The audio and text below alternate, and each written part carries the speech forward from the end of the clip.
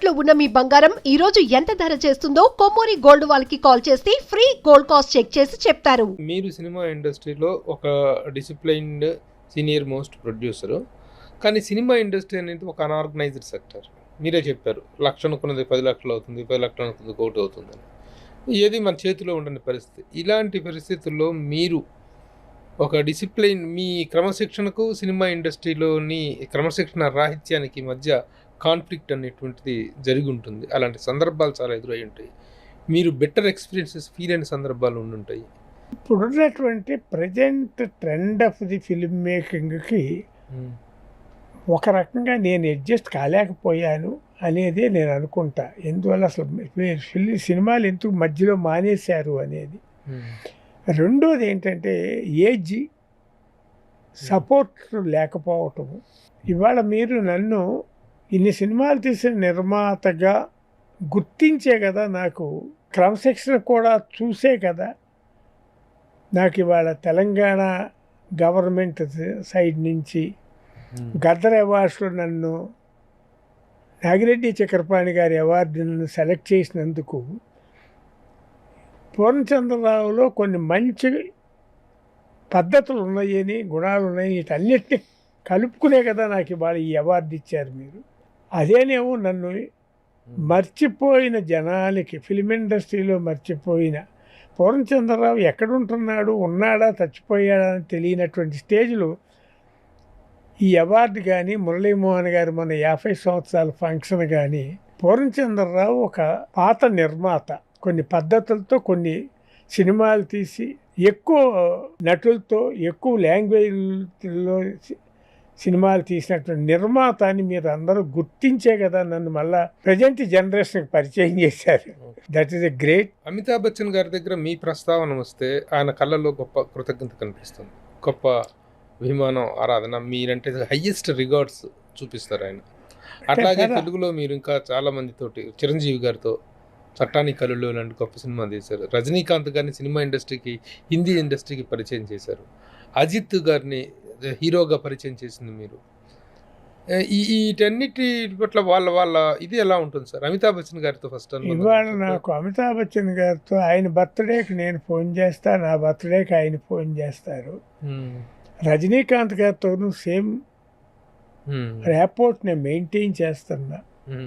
Even Chiranjeevi గారితో కూడా నేను ఒక పిక్చర్ చేసే తర్వాత చేసే అవకాశం రాలేదనుకోండి.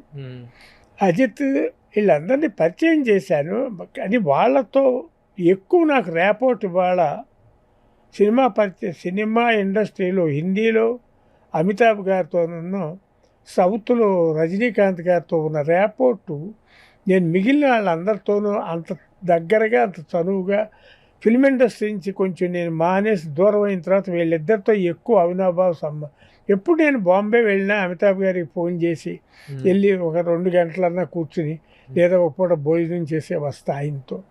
అదేవిధంగా మెడ్రాస్ వెళ్తే రజనీకాంత్ గారికి ఫోన్ చేసి, ఈ మధ్యన జరిగిన 2 ఇన్సిడెంట్లు చెప్తా మీతో. రజనీకాంత్ గారు హైదరాబాద్లో సన్ టీవీ వాళ్ళ షూటింగ్లో ఉన్నారు. నేను ఏదో వీసా పని మీద మెడ్రాస్ వెళ్తే వస్తున్నాను సార్ ఉంటే కలుస్తాను అని ఆయన సెక్రటరీ గారికి ఫోన్ చేస్తే హైదరాబాద్లోనే ఉన్నారండి అని అన్నారు. నేను బెంగళూరు నుంచి వస్తున్నానయ్యా, నేను హైదరాబాద్ లేనంటే ఈ విషయం ఆయనకి చెబితే వాళ్ళ సెక్రటరీ రమ్మనమను, నేను ఒకడో క్యాన్సిల్ చేసుకుని వస్తాను అని షూటింగ్ క్యాన్సిల్ చేసుకుని ఆయన మెడ్రాస్ వచ్చారు. నేను చోళాలో దిగా. ఆయన పొందుతున్నారు, మీరు వస్తున్నారా, నేను రానా చోళాకి అని అడిగారు. అంటే అంత ఆప్యాయతగా. అదేవిధంగా బాంబే వెళ్ళాను, ఎవరో మ్యారేజ్ ఉంటే, నాగపూర్ షూటింగ్లో ఉన్నారు అమితాబ్ గారు. ఫోన్ చేస్తే వాళ్ళు ఇన్ఫార్మ్ చేశారు ఆయన నాగపూర్ నుంచి ఒక ఈవినింగ్ వచ్చేసారు. ఆయన ఒక నైట్ ఆయనతో స్పెండ్ చేసి నేను ఎర్లీ మార్నింగ్ ఫ్లైట్కి వెళ్ళిపోతున్నానండి అంటే రాత్రి 11 గంటల దాకా ఆయనతో స్పెండ్ చేశాను. రామారావు గారితో మీ అనుబంధం గురించి మాట్లాడితే వారితో ముఖ్యమంత్రి అయిన తర్వాత కూడా మీరు చాలా ఇంటరాక్షన్‌లోకి వెళ్ళినట్టున్నారు. ముఖ్యమంత్రి అయిన తర్వాత కూడా వారి చేతుల మీదుగా నేను 'ఆడదే ఆధారం' అనే సినిమాకి ఒక shield, state government of the నుంచి షీల్డ్ తీసుకోవడం జరిగింది. తర్వాత ఆయన విశ్వామిత్ర షూటింగ్ చేసేటప్పుడు మీనాక్షి శేషాద్రి, అరుణ ఇరానీ, అమ్జద్ ఖాన్ వీళ్ళందరినీ నేనే ఆయనకి బాంబే నుంచి అరేంజ్ చేసి పంపించడం జరిగింది. ఓకే. బాలకృష్ణ గారు కూడా నాతో బాంబే వస్తే తప్పనిసరిగా మా ఫ్లాట్కి వచ్చి ఒక పూట అయినా భోంచేసి వెళ్ళేవారు. అది ఆయనతో కూడా అట్లాంటి రిలేషన్షిప్. కాకపోతే ఆయన చీఫ్ మినిస్టర్ అయ్యే నాటికి నేను ఎక్కువ టైం బాంబే, ఢిల్లీలో స్పెండ్ చేయాల్సి వచ్చింది. సార్ మీరు నిర్మించిన సినిమాల్లో టాప్ గ్రాసర్స్, టాప్ ట్రైన్ సినిమాలంటే తెలుగులో చట్టానికి కళ్ళు లేవు అనుకోవచ్చా? తెలుగులో చట్టానికి కాకపోతే మీకు ఇంకొక విషయం చెప్పాలి. నేను తీసినటువంటి 87 సినిమాల్లో 6 బ్యానర్ల మీద తీయటం జరిగింది. ఉపాయం వచ్చేసేసి వాళ్ళ నెల్లూరు రెడ్లు వాళ్ళ బ్యానర్లో నేను ఎగ్జిక్యూటివ్ ప్రొడ్యూసర్. అవును. తర్వాత నవభారత్ ఫిలిమ్స్, నవోదయ, శ్రీలక్ష్మి ప్రొడక్షన్స్, బాబు మూవీస్, శేఖర్ ప్రొడక్షన్స్, తర్వాత లక్ష్మీ ప్రొడక్షన్స్. అంటే మా అబ్బాయిల పేరు మీద అంటే ఇన్ని బ్యానర్లో సినిమాలు చేశా.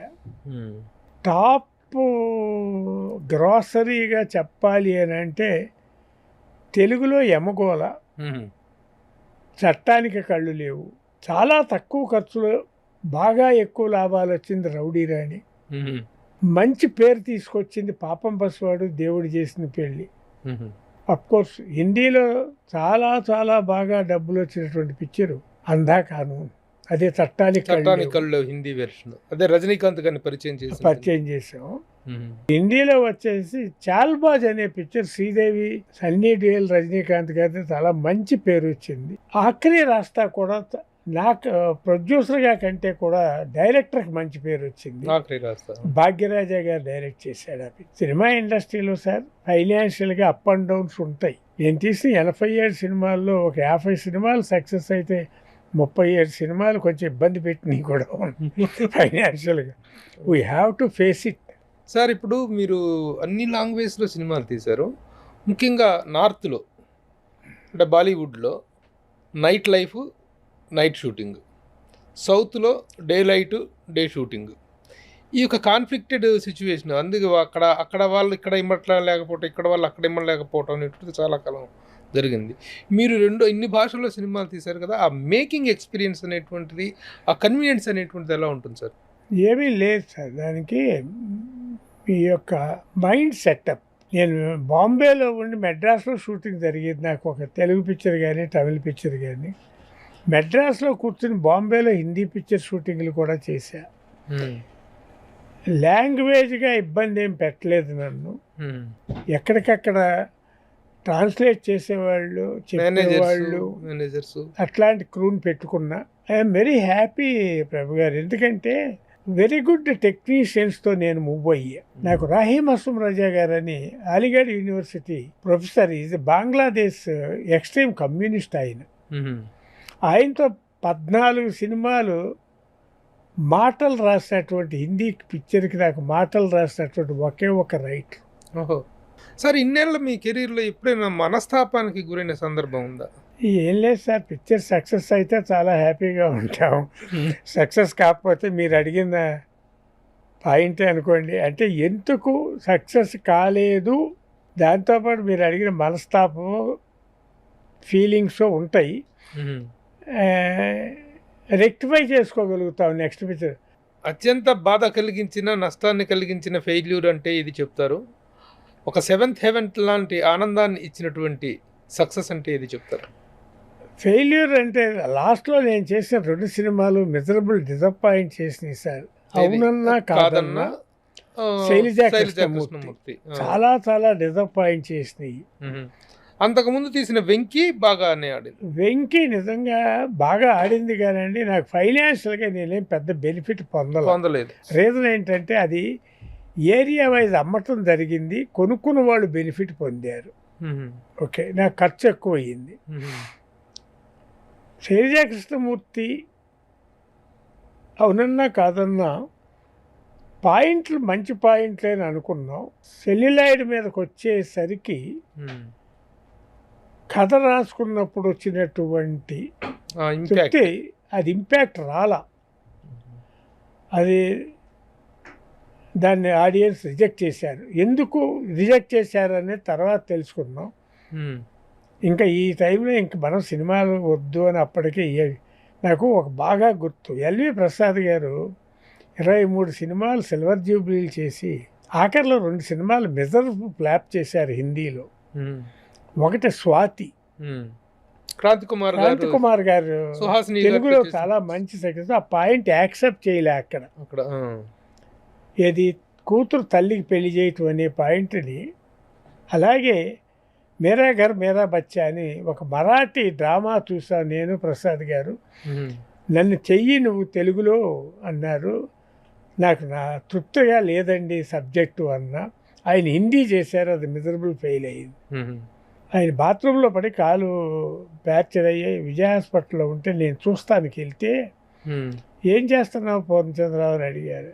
ఏదో సబ్జెక్ట్ ఏదో చేస్తున్నా. ఒక సబ్జెక్ట్ ఏదన్నా నాకు కూడా చూడు అన్నారు. నేను మీకు సబ్జెక్ట్ చూసేవాడినా, ఎందుకు ఫాదర్ ఈ ఏజ్లో ఇంకా మీరు ఇంకా దాని మీద ధ్యాస పెట్టుకున్నారు, రిలాక్స్ అవ్వండి అంటే ఆయన ఒక మాట అన్నారు. 23 సినిమాలు సిల్వర్ జూబ్లీ చేసి 2 ఫెయిల్యూర్స్తో నన్ను రిటైర్ అవ్వమంటావా పూర్ణచంద్రరావు. అది నిజంగా అట్లాంటి నిర్మాత దర్శకులకి ఆ 2 సినిమాలు ఫెయిల్యూర్ ఎంత బాధ కలిగించింది అనేది ఆయన మాటల్లో నేను విన్నా. అఫ్కోర్స్ అదే పద్ధతి ఇప్పుడు మీకు చెప్పినట్టు అవునన్నా కాదన్నా అండ్ శైలజా కృష్ణమూర్తి నేను అనుభవించా. ఇంకా వేర్ ఇస్ ది గ్యారంటీ? ఇంకొక సినిమా చేసినందువల్ల మీరు సక్సెస్ అవుతారని గ్యారంటీ ఉందా? లేదు. అందుట్లో సినిమా పరిశ్రమలో అసలు లేదు. నాట్ ఓన్లీ సినిమా, ఏ బిజినెస్లో అయినా there is a success, there is a failure. Okay sir, ఇప్పుడు failure or success whatever it is, ఆ క్రెడిట్ని ఇప్పుడు ఫెయిల్ అయితే మీరు ఆ డైరెక్టర్ని నిందిస్తారా?